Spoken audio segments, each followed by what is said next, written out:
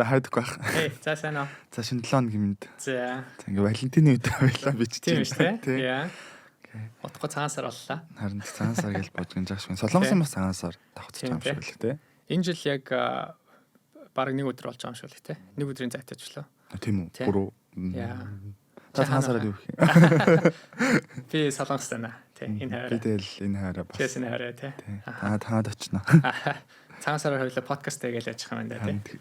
Цагаан сар тийм биш та бүгд хагас өдөр гэдэг чинь. За тэгэхээр энэ 7 хоногийн таны сонгож авсан мэдээ бол хоёулынгийн 3 мэдээ сонгож авсан. Тэгээд нэлээд бас хүмүүсийн анхаарлыг татсан мэдээллүүд болж өнгөрсөн. Тэгээд 3 мэдээгээ танилцуулъя. За эхний мэдээгээр болохоор Anthropic гэдэг компани Америкийн одоо political group гэх юм уу одоо улс төрийн бүлэгт $20 сая хандивсан байна. Тэр юу болж өнгөрвөө? Хоёр дахь мэдээ болохоор бас Anthropic-ийн мэдээ байгаа. Anthropic-ийн захирал Dario гэдэг 20,000 хүүхдэд эссе бичсэн байгаа. Тэр нь болохоор химэл оюун ухааны эрсдэлтээр тэр юуны талаар бичив. За тэгээд гурав дахь мэдээ болохоор Хятад Америк хоёрын одоо технологийн trade war зөөлрөх аястай байна. За тэр талаар хоёлаа бас ярилцах юм байна. 3 мэдээлэл байна. За тэгвэл шууд мэдэрэг орцгоё. За тэгээ.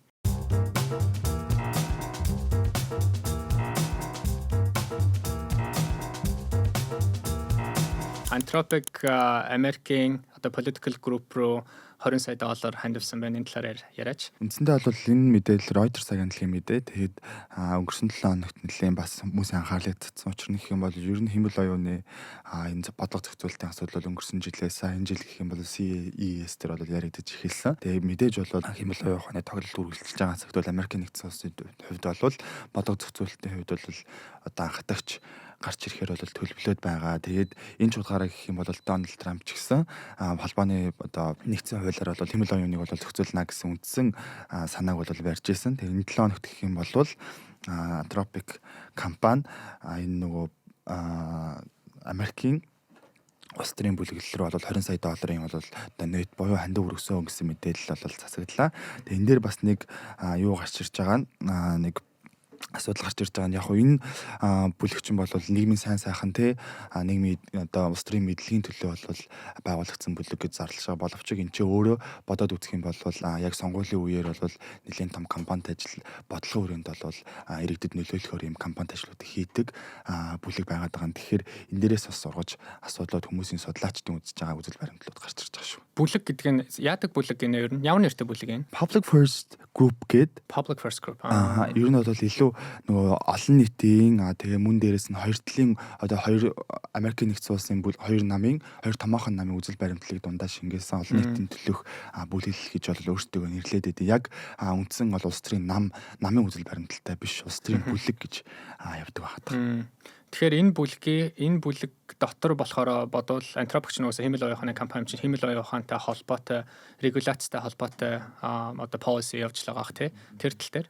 Тэгэхээр энэ бүлэг бол өөрөө яг холбооны нэгдсэн хуулиас илүүтэйгээр мужийн химэл оюуны зохицуулалтыг дэмждэг бүлэг байгаа. Тэгээ энэ бүлгийн төлөөллөж гэсэн Сенатын хурал дээр мөн дээрээс нь олон нийтийн сүлжээгээр ч гэсэн яг мужийн нэгдсэн зохицуулалтыг бол баталдаг. Тэгээ эндээс бол юу үүсэж байгаа гэхээр нэгдүгээрт бол мужийн одоо зохицуулалтын дээр юм уу эсвэл нэгдсэн холбооны зохицуулалтын дээр юм уу гэдэг асуудал үүсэж байгаа. 2025 оны 12 сарын 11-нд Дональд Трамп бол өөрсдөө одоо ямар зарчмыг гаргасан бэ гэхээр ер нь химэл оюуны зохицуулалтуудыг нэгтгэх шаардлагатай байна гэсэн үндсэн одоо захирамжийг бол гаргасан. Тэгээд яагаад вэ гэхээр яг дараалалаараа гэх юм бол Америкийн нэгдсэн улсын хувьд бол мужийн зохицуулалт химэл оюуны зохицуулалтууд ихт одоо эхэлж гарч ирсэн гэх юм уу. Тэгээд энэ дээрээс жишээ та ярих юм бол нэгдүгээрт бол Калифорни мужийн Frontier AI-ийн тухай хууль бол энэ дээр бас нэлээд одоо кейс болгож яригддаг. Тэгээд энэ гэх юм бол илүү одоо мужийн хуулийн одоо үндсэн шин чанар дээр ярих юм бол илүү нөгөө шалгалт одоо тэ дүрм зохицуулалт ихтэй мөн дээрээс нь энэ нь илүү томоохон одоо компаниудад илүү одоо цохимжтой хуулиуд гарч ирдэг. Нэгдсэн хууль бол яг Дональд Трампын үзэл баримтлалаар бол ер нь химэл оюун ухааны компаниудыг бол илүү жоохон сул тавих хэрэгтэй. Ингэснээр илүү одоо бүтээгдэхүүн хүчрүүлэлт бол нэлээд том хэмжээнд хүрнэ. Буюу одоо бүхэл талуудын том компаниудын жижиг стартапуудын эрх шиг хангасан хууль болж гарч ир дээр бол онцлогтой. За тэгвэл антропикийн хувьд ямар байр суурьтай байна? Яагаад антропикийн хувьд ерөнхийдөө мужийн зохицуулалтыг илүү одоо prefer хийж таашааж байна те. Тэгэхээр яг ер нь бол яг үндсэн хариулт бол нэг хариулт байхгүй байгаа. Яг антропик яагаад ийм шийдвэр гаргаж байна? Яагаад донейт өгж байна гэдэг дээр бол бас үнцээр бол байхгүй. Яг антропикийн зүгээс бол илүү олон нийтийн боловсрол, сонгуулийн боловсрол, хэмэл оюун ухааны зохицуулалтын боловсрол чиглэж энэ хандыг өргөж байна гэсэн нэгдсэн мэдээлэл бол гаргасан. Тэгээ ер нь жоохон ерөнхий зургаар нь хараад үзэх юм бол томоохон компаниуд нэгдсэн одоо хуулийн зохицуулалтад бол баригдаж явахыг бол илүүд үздэг. Учир нь гэх юм бол муж бүр дээр салбарласан хуульд ингээ баригдана. Тэгэхээр одоо өөр мужууд дээр өөр үйлчлэгээ, өөр стандартуудыг тогтоох уу гэд. Антропикийн хувьд бол яагаад ингэж байна гэд хараад үзэхээр бол нэгдүгээрт бол антропик яг нөгөө саяхны хүртэл явсан брэнд нь илүү нөгөө safety буюу илүү нөгөө хэрэглэгчийн аюулгүй байдал, илүү одоо үйлчлэгээний стандартыг батгсан гэдэг үндсэн концептыг бол өөрсдөө ярьдаг. Тэгээ энэ ч утгаараа илүү тэрийг чухалчилдаг. Мужийн нэгдсэн хууль, мужийн хууль төр бол жоохон дэмжсэн одоо хандлага бол ажиглагдаад байгаа. Хоёрдугаарт гэвэл одоо мужийн хууль, нэгдсэн хуулийн зөрчил нь юун дээр гарч ирдэг вэ гэхээр нэгдсэн хууль бол илүү томоохон компаниуд одоо жижиг компаниудыг бол авч үлдэхэд чиглэсэн байдаг бол мужийн одоо хууль бол илүү томоохон компаниудыг л одоо амьд үлдээх жижигхэн одоо стартапуудад бол төдийлөн тохиромжтой биш гэдэг одоо шинж чанарыг агуулдаг учраас ер нь антропикийн хувьд бол томоохон өрсөлдөгчтэй авч үлдээх гэсэн хандлагыг одоо гаргаад байгаа юм байна шүү гэсэн таамаглалуудыг бол хүмүүс төвшүүлж илээ. Тэгэхээр үндсэндээ эдгээр нь ер нь нэг одоо томоохон одоо энэ хэмэл оюуны зохицуулалт дээр ямар хүмүүс байр суурьтай байгаа юм бэ, улс төрийн үзэл баримталтай байгаа юм бэ гэдэг санааг бол илэрхийлсэн нэг дэм жишээ болж өнгөрч байгаа шиг байна. Тэгээд ер нь гэхдээ жоохон ачиг хандлагыг хараад ахаар ер нь Дональд Трампын захирамжийн дагуу шүүхтэр бол нэгдсэн одоо зохицуулалтаар барина гэсэн бодлогыг л Америк нэгдсэн улсууд бол бариад байгаа юм шиг байна. За энэ талаар хоёлаа угаасаа нэлээд ярина. Үргэлжлүүлж ярих бахтай. За тэгэхээр яг үүнтэй одоо холбоотойгоор антропикийн одоо гүйцэтгэх захирал одоо CEO бол 1 сарын 2025 оны 27-нд бол маш том одоо бараг 30 гаруй хуудастай нийтлэлийг бол нийтэлсэн байгаа. Тэгээ энэ нийтлэл дээр ер нь юу гарав, энэ юу нийтлэл вэ? Яагаад хүмүүст бас илүү хүрэх болов гэдэг дээр та ярих юм бол ер нь Anthropic гэдэг компани бол яг энэ хэмэл оюун ухааны frontier модель буюу энэ LLM моделийг одоо яг хийж байгаа урдаа барих хамгийн одоо технологийн хувьд дэвшилтэт компаниудын нэг гэдэг нь бол тэгтээ тэргүй тодорхой болчлаа. Тэгэхээр энэ хүний одоо нийгэмдээ эхэлж байгаа үг өгүүлбэрийг тэгээ энэ хүний одоо анхаарал хандуулах ёстой гэж хэлж байгаа энэ асуудлуудыг бол бид нэр заавал сонсох хэрэгтэй юм болоо гэж бодож байна. Тэр тусмаа бусад зөндөө олон хэмэл оюун ухааны том компаниуд байна л да. За Google, Meta, OpenAI гэл ер нь бол зөндөө компани байна тий. Тэгэхээр энэ компаниудын тэргүүлэгч одоо CEO захирал хүмүүс even одоо Nvidia, Jensen Huang ч юм уу хинэн ч өнөөдөр хэмэл оюун ухааны эрсдлийг ярихгүй байгаа. Яагаад гэвэл энэ компаниудын ард хэдэн триллион долларын потенциал байна, үнэлгээ байна. Тэгэхээр энэ хүмүүс арт түмэнд болон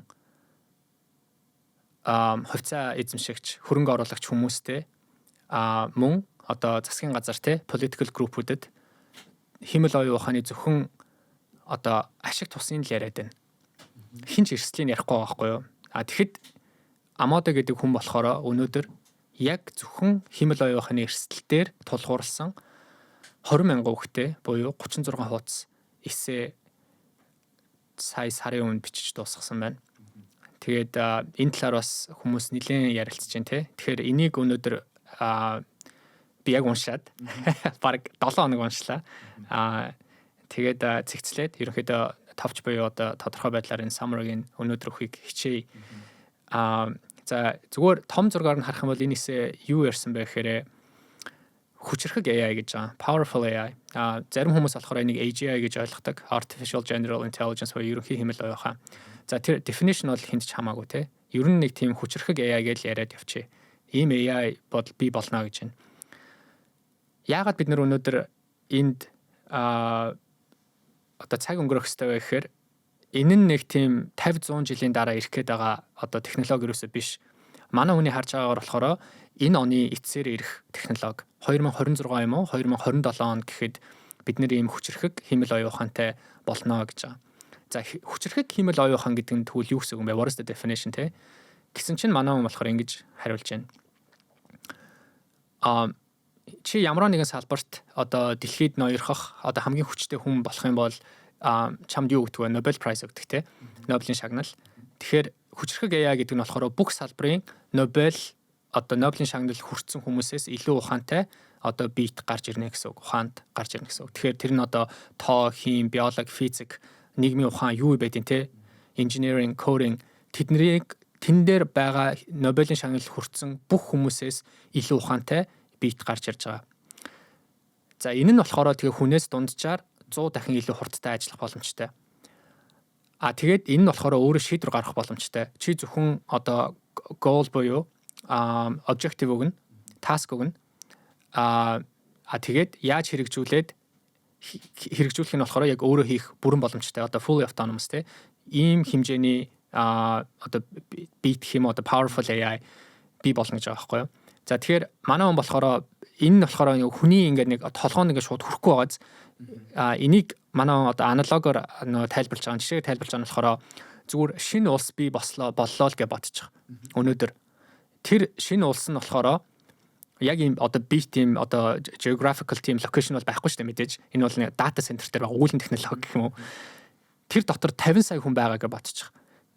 Тэгээ хүн болгон болохоор яг түрүүний миний хэлсэн шиг хүн болгон болохоор Nobel Prize одоо Нобелийн шагнал хүртсэн бүх хүмүүсээс илүү ухаантай 50 сая хүнтэй ийм шинэ улс бий боллоо.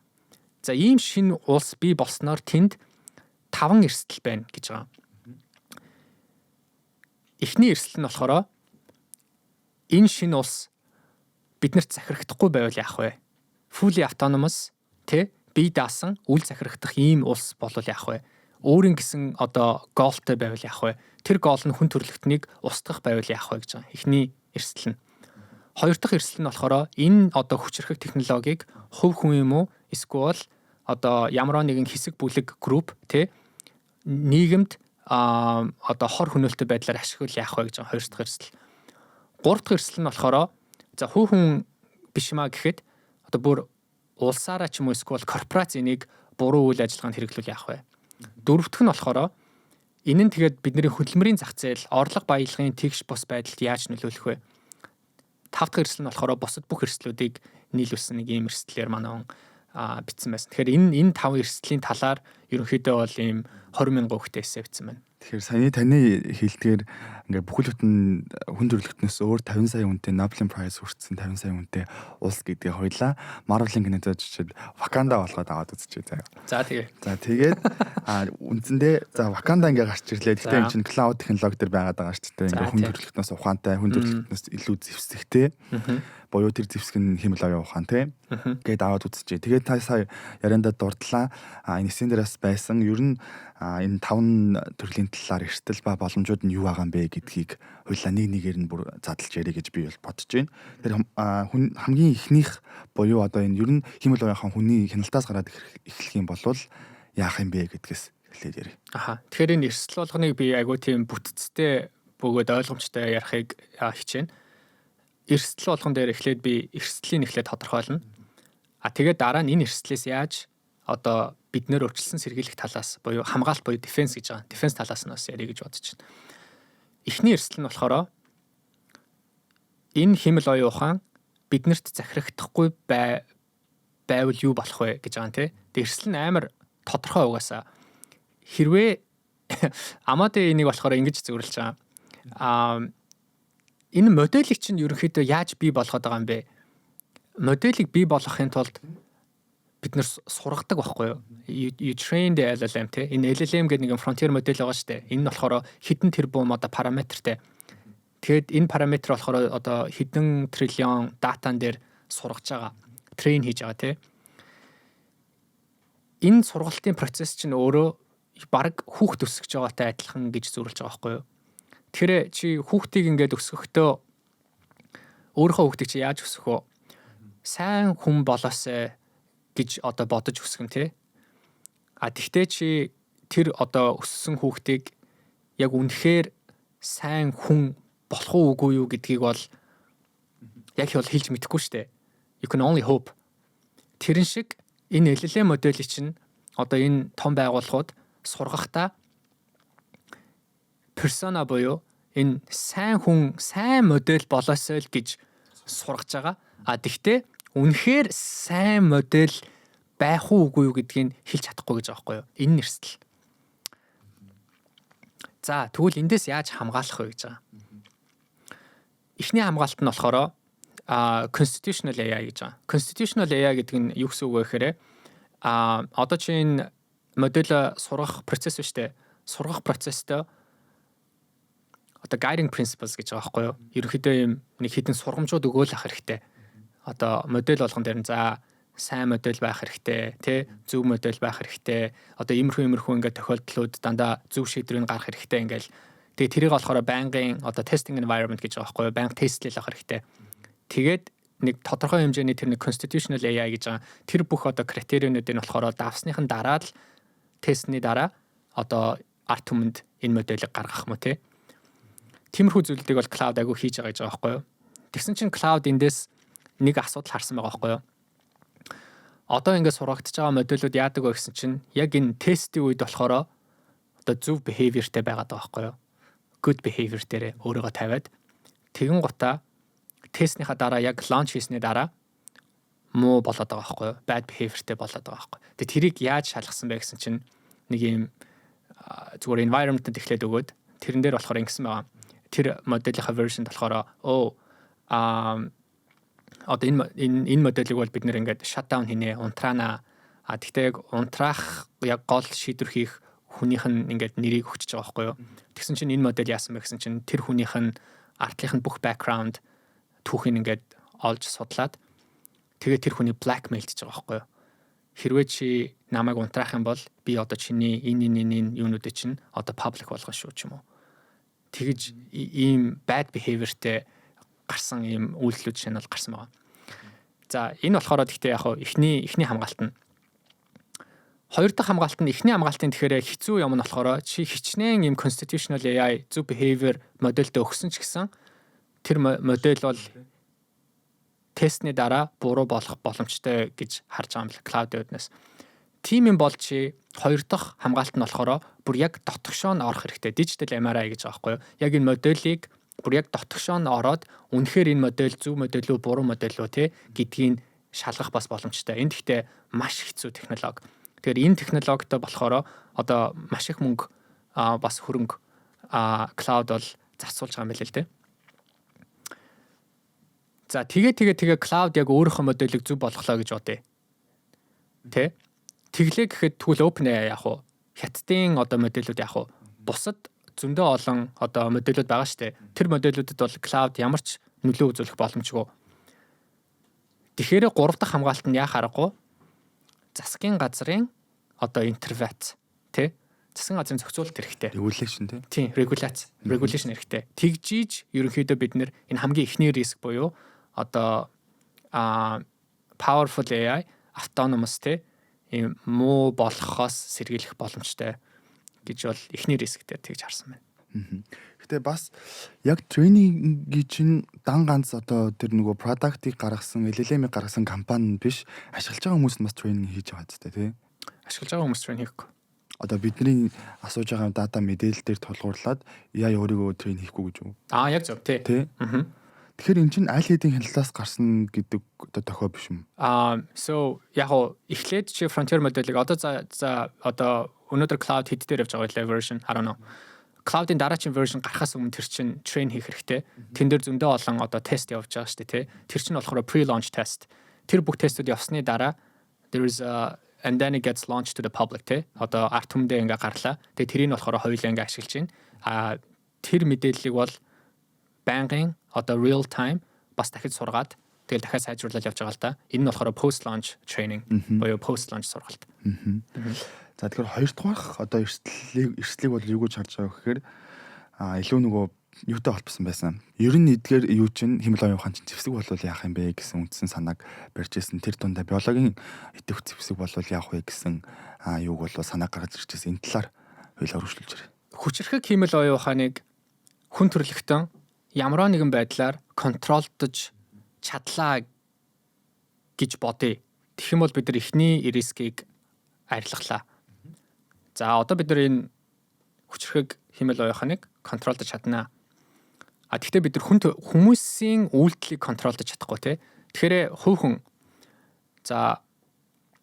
хүн өнөөдөр нийгэмд хичнээн одоо хэр хэмжээний хохирол нийгэмд үзүүлэх боломжтой бай тий. За мэдээж террорист ингээл үйл хадлахууд бол ингээл гарч исэн. За одоо gun shooting эднэр бол байна. За хутгаарч гэсэн тэр ингээ ямар нэгэн байдлаар зөндөө олон бас байдлаар бол хохирол үзүүлж болно. Гэхдээ хувь хүн ч юм уу эсвэл нэг бүлэг групп одоо сая хүнийг бол хохирох боломж бол хязгаарлагдмал штэ өнөөдөр. Хэрвээ хүчрхэг хэмэл оюухан бий болох юм бол чи одоо өөрийнхөө покетондоо хитвчэндээ ерөөхдөө PhD буюу докторийн хэмжээний одоо ийм ухаалаг одоо бүтээгдэхүүнтэй болчлоо, технологитой болчлоо. Тэгэх юм бол чи энэ технологиг ашиглаад Дариогийн хэлж байгаагаар бол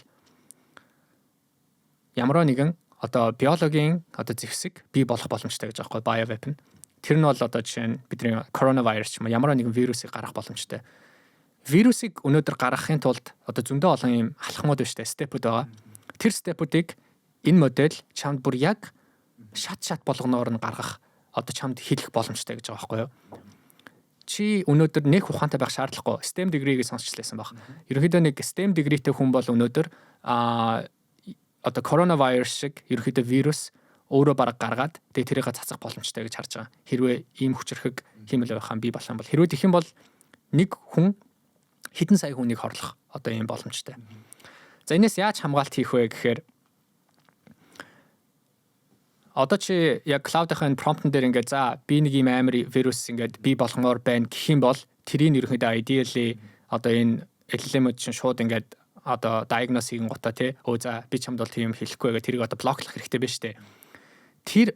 Тэрийг блоклох одоо labeler буюу classifier гэж технологи байгаа байхгүй юу. Тэгээ тэр classifier технологиг болохоор бий болгохын тулд cloud өнөөдөр нийт зардлынх нь 5% нь яг энэ дээр явагддаг энэ хэмэл байхын дээр. За cloud гэхдээ энийг бий болголоо гэхэд дахиад яг түрүүний хэлсэн шиг бусад хэмэл оюуханууд заавал тэрийг имплемент хийхгүй штэ хэрэгжүүлэхгүй байх боломжтой тий. Яг бол эн чинь маш их зардал орд юм байна л тий. Иймэрхүү classifier бий болгохын тулд. Тэгэхээр дахиад энд чинь засгийн газрын одоо регуляц хэрэгтэй байгаа байхгүй юу? Cloud өнөөдөр зөвхөн classifier хийлээгээд бусад модулуудыг cloud өнөөдөр контролдож чадахгүй. За ийм нэг хоёр дахь риск байна. Нэлийн dark санагдаж байна. Дөнгөж хоёр дахь нь гэхэд урьдчилан энэ тэг айгу энд зөндөө олон өөр гамшигуд бол байгаа, хохирлууд байгаа. Тэр нь одоо cyber attack байна. Өөр зөндөө юм байна. Гэхдээ манай хүний харж байгаагаар хэдэн сая хүнийг шууд хорлох боломжтой хамгийн том эрсдэл нь бол яагарахгүй биологийн одоо зэвсэг гэж харж байгаа юм лээ. Тэгээд биологийн зэвсэг үйлдвэрлээд тэрийг нийгэмд гаргаад хохирол учруулах дараа нь одоо засгийн газар бид нэр хүн төрөлхтөн тухайн одоо өвчин вирусыг намжаах хоёрын хооронд маш том лаг байдаг.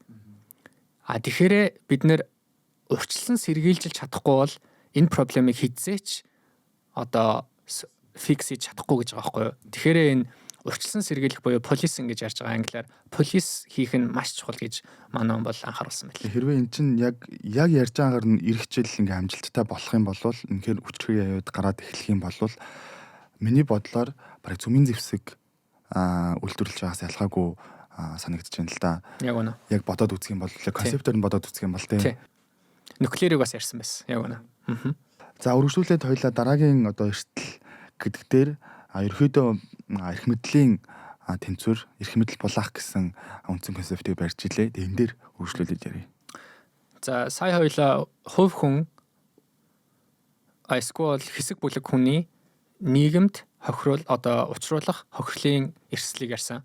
Илүү том зургаар нь хараад үзэх юм бол эн чинь корпорац гэсэн эсвэл бүр одоо диктатуртай улс орон тий тодорхой хэмжээгээр баг дэлхийд даяар ч юм уу хохирол бас үзүүлэх боломжтой гэсэн эрсдэл байгаа байхгүй юу.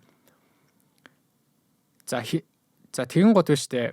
Let's say одоо ерөнхийдөө ингэж дэлхийг хараад үзэх юм бол айгүй популист болсон тий. Нэг бол ингээд extreme left, нэг бол extreme right.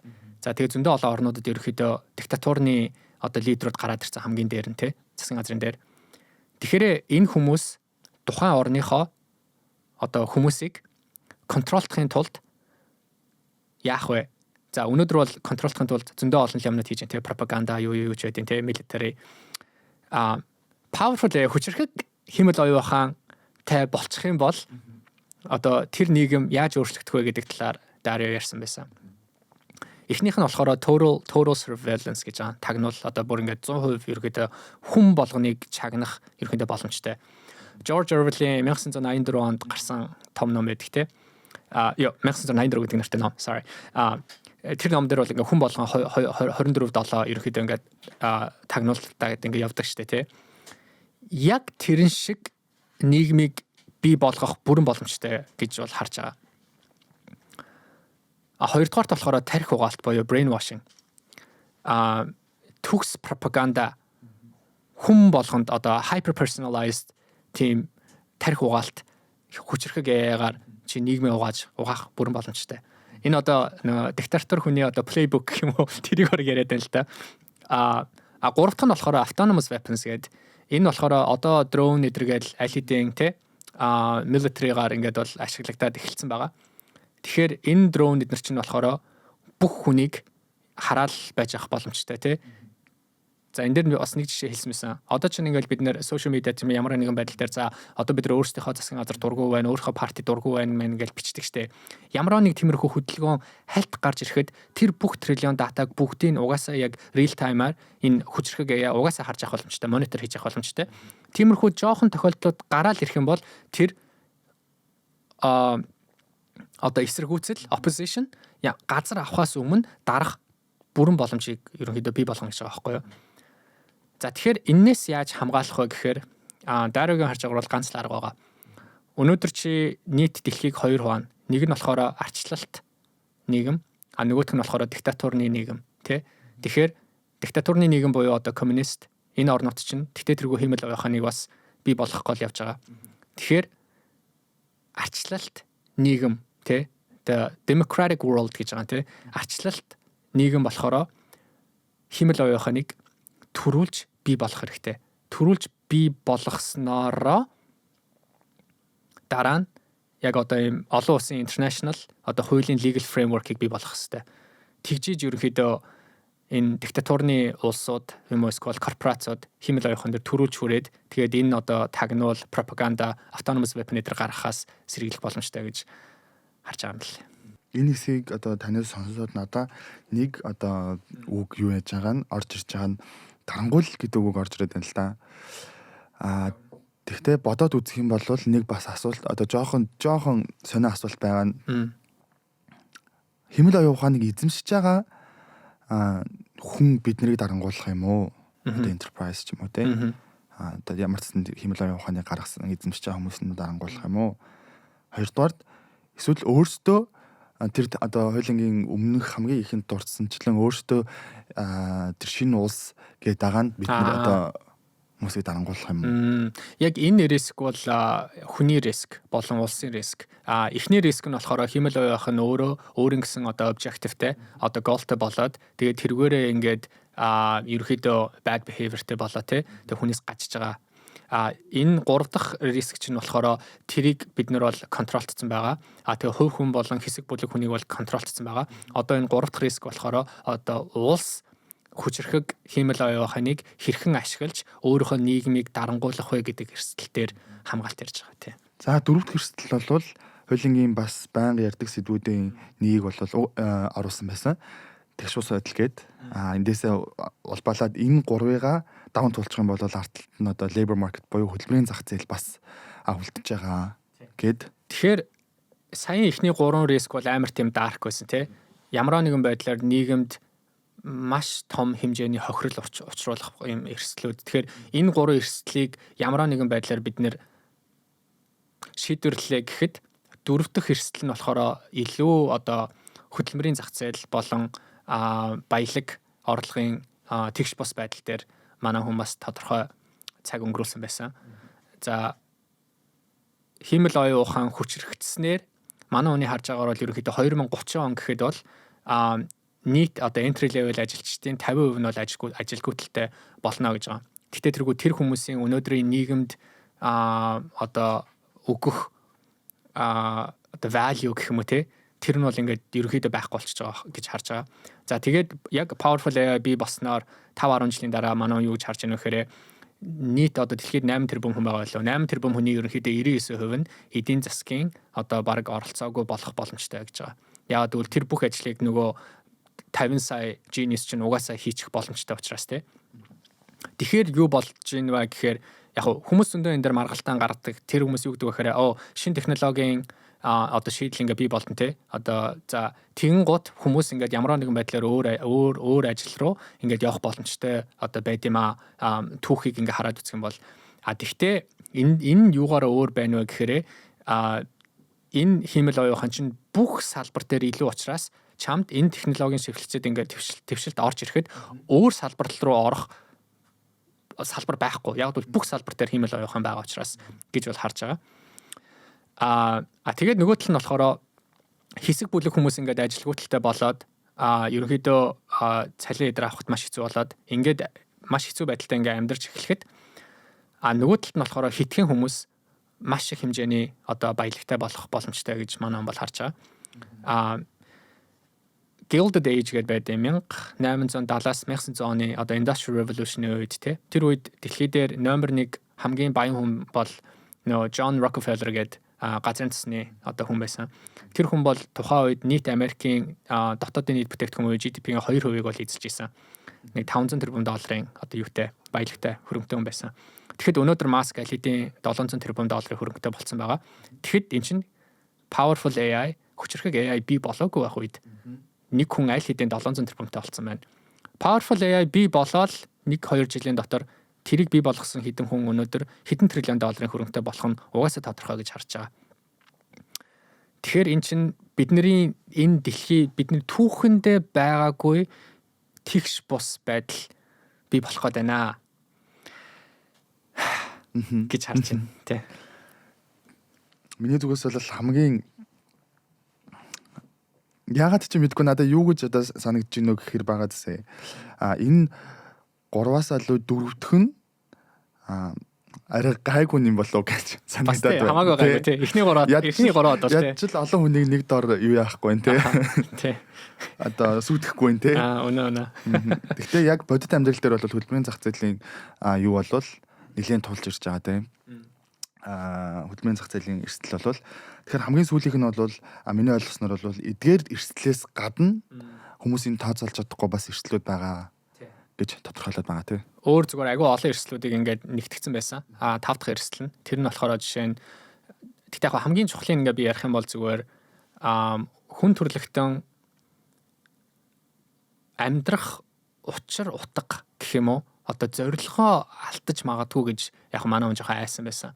Тэр нь юу гэсэн үг вэ гэхээр бид нар чинь ерөнхийдөө нийт амьдралынхаа бас нэлээд өндөр хувийг өөрийнхөө одоо ажилд тий тэр ажлыг хийснээрээ тэрнээс ямар нэгэн бүтээмж авснараа тэрнээсээ таашаал авдаг. Таашаал авснараа бид нэр амьдрах одоо идэвхтэй болдог тий. Тэгэхэд нийт ард түмний 99% нь өнөөдөр эдийн засгийн хувьд ямар ч одоо бүтээмжгүй байх юм бол тэр хүмүүсийн одоо ерөнхийдөө зорилго нь юу вэ тий амьдрах утга учир нь юу вэ тэр нь алдагдчих магадгүй нэгдүгээрт. Хоёрдугаар болохоор химэл оюухан өөрийнхөө одоо баг шашин буюу калтыг бий болох боломжтой. Өнөөдөр ChatGPT одоо Gemini дээр аль хэдийн хүмүүс AI-тайгаа илүү ойрхон болсон тий. AI-га бараг шүтээд эхэлсэн. Тэгсэн чинь AI тэгвэл өөрийнхөө одоо шашныг бий болгох, өөрийнхөө калт, өөрийнхөө философиг бий болгохыг бид нар бол үүсэхгүй. Тэгээд хүнтэй гэхээсээ илүүтэйгээр хиймэл оюун ухаантай өнөөдөр илүү бүр романтик харилцаа ч гэсэн бий болж байгаа. Тэгэхэд powerful AI бол чамайг маш хурдан өөртөө татах боломжтой тий. Яг бол чиний талаар бүх юм мэднэ. Тэгэхээр иймэрхүү сонин одоо нэг тийм нийгмийн одоо disruption гэх юм уу те иймэрхүү зүйлүүд илүү одоо mental philosophical тал дээр бас зөндөө олон эрсдлүүд байгаа юм байна гэж манай бол харж байсан тий. За тэгэхээр үндсэн 5 эрсдлийг ярилцахад юм байна. Тэгээд хамгийн сүүлийн асуулт нь гэвэл эн чинь нөгөө яриад байхаар тэ нэг ирээдүйд болох гээд байгаа юм шиг те. Эсвэл бол ингээл нэг хүчрхэг хиймэл оюун ухаан бүтээгдэсний дараа болох гээд байгаа юм шиг гэл нэг жоохон холын сонсоод байгаа л чи яг юун дээрээ бол Эсэн дээр бол нэгээс 2 жил хангалттай энийгээ бас ийсээр зарлж исэн. Тэгээ хоёрдугаар гол асуудал нь бас нөгөө энэ хэмэл оюун ухааны чинь зогсоож болохгүй бүр улам л ингээд төвлөрчүүлээд улам л хөгжүүлж байгаа гэж ойлгоод байгаа. Ер нь яг яах ёстой юм бэ?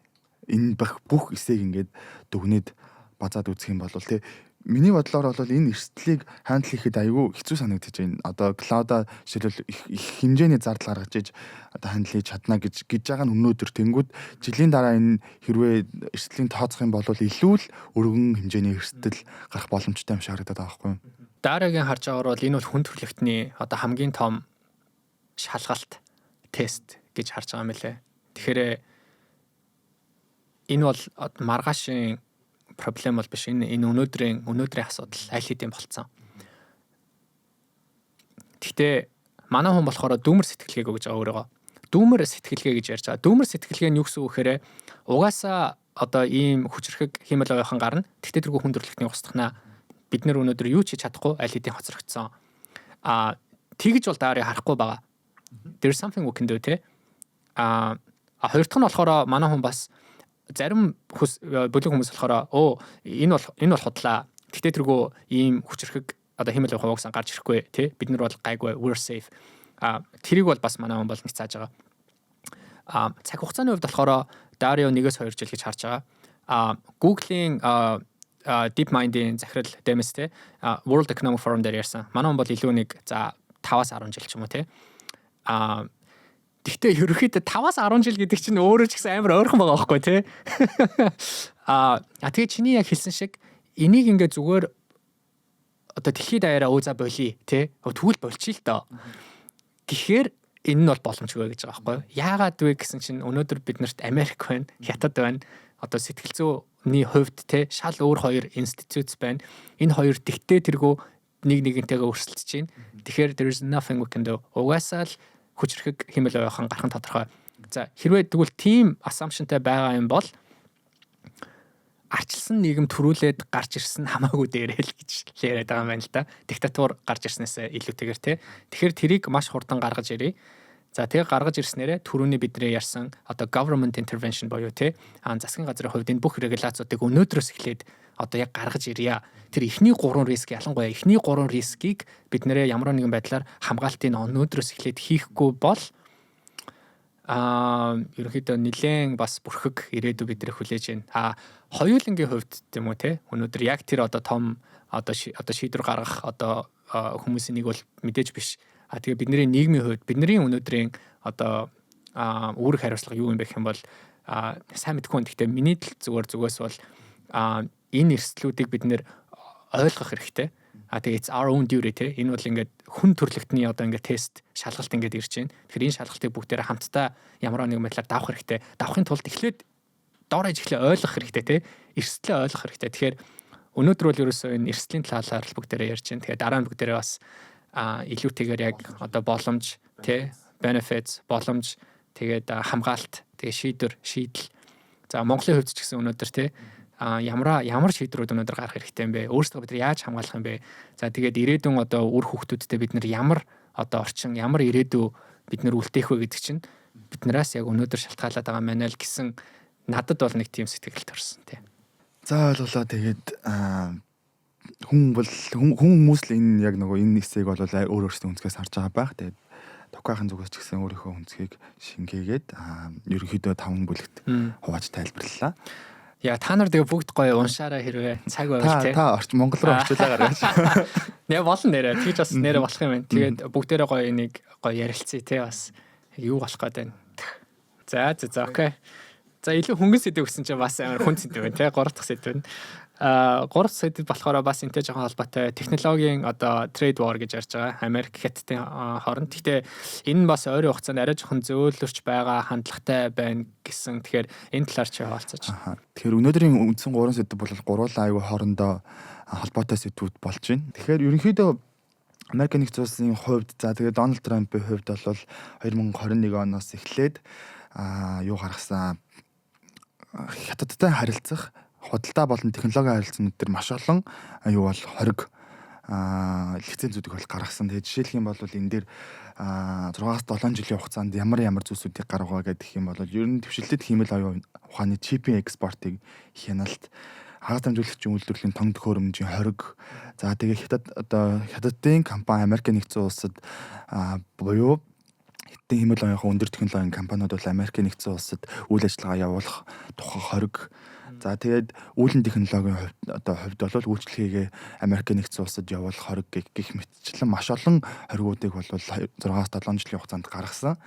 За тэгээ үүнийхээ хүрээнд бол ер нь бол эх жилийн 2026 оны 4 сард бол энэ хятад бол илүү Дональд Трамп болон Ши Жинпинг нарын өндөр дээд хэмжээний бол айшил болно. Тэгээ энэнийхээ урд энэ эдгээр энэ хоригуудыг бол төр зарцаах зарим нэгийг нь бол хугацааг нь хойшлуулах гэх мэтчлэн шийдвэрүүдийг гаргасан. Энэ нь тэгээ олон улсын хэвлэл мэдээллүүдээр бол илүү энэ хоёрын харилцаа зөөлрч гинөө гэдэг хандлагыг бол өгөөд хүмүүс бол тэгж яриад байгаа шиг байна. Окей. За тэгэхээр ерөнхийдөө Америкийн талаас ерөнхийдөө тодорхой хэмжээнд бас буулт хийж байна уу гэх юм уу? Эсвэл ерөнхийдөө яагаад энэ хоригуудыг заримын зарцаагаа заримын эсвэл хойшлуулад ерөнхийдөө тэрнийх нь арт таллах үндсэн шалтгаануудыг хэрвээ дурдвал. Тэгэхээр энийг бол маш олон янзаар мэдээж тайлбарлаж байгаа. Тэгээ би нэг үндсэн өөрийнхөө зүгээр ойлгож байгаагаар бас тайлбарлах гэж оролдъё.